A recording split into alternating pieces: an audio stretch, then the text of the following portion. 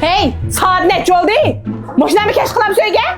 Vay pakıllar gitmey turunla. Hem sırrını kasaptınla. Oy ma gep ne? Öyle keş kılayım. Yani günahını bana atmakçısınız. Vay da çınkırıp gitmenle. Aval ben bu boğa işini bir anlap, andaki menezli sanım bolu tusla. Ha sözden yani nimi hikayet okurkensiz siz. Sorun baldırı tükken kutun. Lekin sorun tükkennin yakıda hisabat kılıqa vakti kelgende. Vay sorundaki balının hemmesi birisi aynaga, birisi meyne qalab turib aldı ya, hisabat qilishdan qachi. Küçüme amal qilanma yerda. Axirda qandaq qildi deysiz o küçükçü.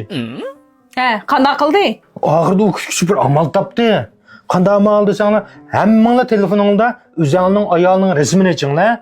Men shu resmga qarab, kimning ayoli eng chiroyli bo'lsa, shu hisobat qilsin dedi. Shundan hammamiz ma'qulladik unga. Kimishqa? Hemen yaman bir iştik ma'qul depsin lan? Voy sen bilmemsen xotun. Bak biz erkekning ko'ziga o'zimizning xotini sat ko'rinib, erkekning xotini chiroyli ko'rinib ketadi.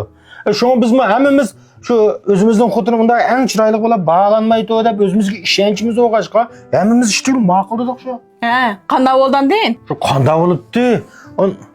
Xotin bu şanda içimlik olsa hep çıkar bir işçi verip sevgi dep anda bir gapni kendini. Voy ma'qul.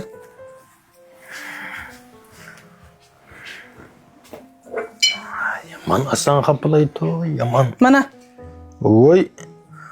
Cepbiliz cuma xotin mening içkinim. Kevser limonlab chiqibsan o'zimni bilgandayla.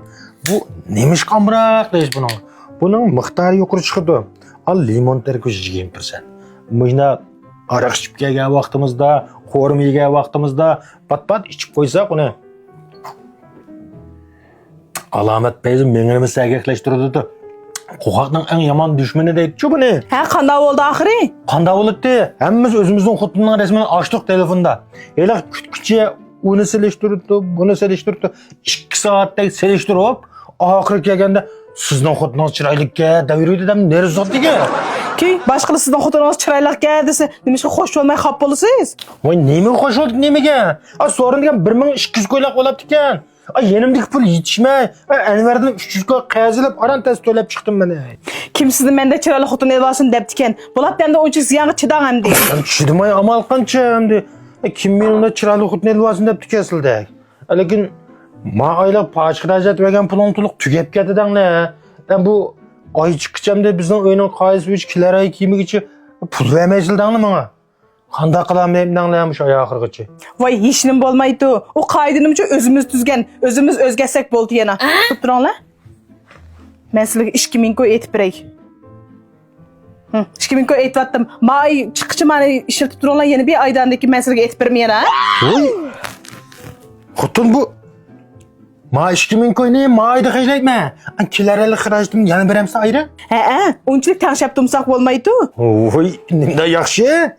Xotin, bugun ko'zimga texmbek chiroyli ko'rib ketib borchi bo'lsan. Voy, to'la odamni xijillik maqtab vermay. Meni kirib kiyimingizni almashtiring. Men suv isitib, men putingizni yuvib qo'yay. Ma'qul. Ma ishni? Yana kutkuchininki hali ko'zim oltiniki jimo. Chiroyliligimni shum bilib qopdi.